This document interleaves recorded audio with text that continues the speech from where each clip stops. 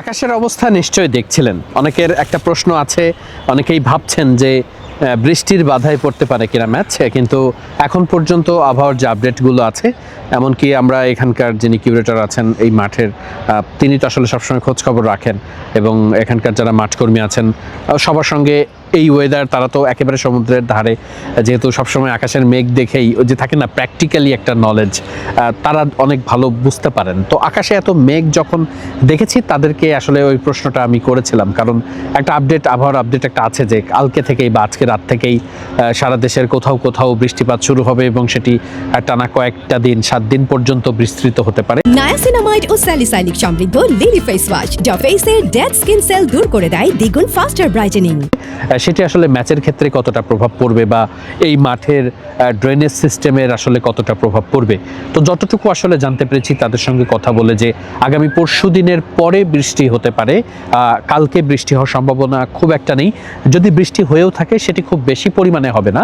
আর বৃষ্টি যদি খুব বেশি পরিমাণে হয়েও থাকে, এই মাঠের একটা দারুণ ব্যাপার হচ্ছে যত বৃষ্টি হোক, যদি 5 ঘন্টা 6 ঘন্টাও টানা বৃষ্টিপাত হয় তাতেও আসলে কোনো সমস্যা নেই। এখানকার ড্রেনেজ সিস্টেম এত সুন্দর, এত ভালো যে মাত্র 30 থেকে 40 মিনিট সময় লাগে এখানকার মাঠকর্মীদের এই মাঠ প্রস্তুত করতে। হ্যাঁ, একটা ব্যাপার যে যখন আপনি বৃষ্টি বেশি হবে, অনেক বেশি বৃষ্টিপাত হবে, তখন কিন্তু আসলে ওয়েদার কন্ডিশনটা বদলে যায়। এখন যেমন শুকনো আবহাওয়া আছে, উইকেটটা আপনারা দেখতে পাচ্ছেন খুব ফ্রেশ লাগছে দেখতে, আর্দ্রতা অনেকটা কম, কিন্তু যখন আসলে বৃষ্টিপাত হবে অনেক বেশি, তখন তো আসলে উইকেটে ময়েশ্চারটা বেড়ে যাবে, বলে সিম করবে অনেক বেশি, মানে ব্যাটারদের বিপক্ষে চলে যাবে কন্ডিশন, সেইগুলো আলাদা ব্যাপার। কিন্তু মাঠে খেলা গড়ানোর ক্ষেত্রে কিন্তু খুব একটা সংশয় থাকছে না, কারণ ওই নিম্নচাপের মতো যে বৃষ্টি সেটি আসতে হয়তো বা আরও 2টো বা 3টা দিন সময় বেশি লাগবে, যেটি আসলে আবহাওয়ার আপডেট বলছে। যদি তেমনটিও হয়ে থাকে, শেষ ম্যাচ যেটি আছে অর্থাৎ বুধবারের ম্যাচ, সেই ম্যাচে কিছুটা যদি ম্যাচ চলাকালীন সময় একভাবে বৃষ্টিপাত হয় সেটি ভিন্ন আলাপ, কিন্তু যদি ম্যাচের ওই যে 20 ওভারের ম্যাচের একটা মিনিমাম অ্যাসপেক্ট আছে যে অন্তত 5 ওভার বা 7 ওভার বা 10 ওভার পর্যন্ত খেলা চলতে হবে, যদি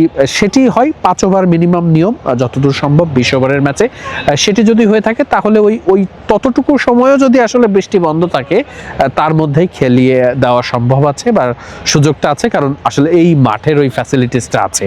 এই মাঠের ড্রেনেজ সিস্টেম খুবই উন্নত মানের, অর্থাৎ যত বৃষ্টি হোক না কেন 30 মিনিটের মধ্যেই বৃষ্টিপাত থামানোর, মানে বৃষ্টিপাত থামার পর 30 মিনিটের মধ্যেই মাঠটাকে প্রস্তুত করা যাবে খুব স্বাভাবিকভাবেই। তাই বৃষ্টি নিয়ে খুব একটা চিন্তার কারণ নেই। হ্যাঁ, তবে বৃষ্টি যদি হয়ে থাকে, আগে পরে বৃষ্টি হয় বা ওয়েদারের সাথে যদি বৃষ্টির পানি অনেক থাকে, সেক্ষেত্রে ওই যে কন্ডিশনটা বদলে যেতে পারে। ম্যাচ সিনারিওটা ঠিক শুকনো টাইমে যেমনটা হয় যে অনেক রান হয়, অনেক বেশি আমরা 4 ছক্কার বন্যা দেখি, সেটি নাও হতে পারে। তবে এই কিছুটা মেঘলা পরিবেশ থাকাটা কিন্তু দর্শকদের জন্য সাপেবর হতে পারে, কারণ দর্শকরা এই তীব্র গরমে এই ফাঁকা গ্যালারিতে, আমার পিছনে যে ফাঁকা গ্যালারিটা আছে, সেই গ্যালারিতে বসে খেলা দেখাটা একটু কঠিন। তবে যদি একটু মেঘলা পরিবেশ থাকে তাহলে আমার কাছে মনে হয় দর্শকদের জন্য খেলা দেখতে আসার একটা খুব ভালো পরিবেশ তারা দেখতে পারবেন। চট্টগ্রামের সাগরিকা থেকে এটাই ছিল এখন পর্যন্ত আপডেট। মিডফিল্ডের চোখ রাখুন, দারুণ সব গল্প নিয়ে আমরা সব সময় চেষ্টা করব আপনাদেরকে মাঠের আপডেটটা একেবারে সরাসরি দেখানোর।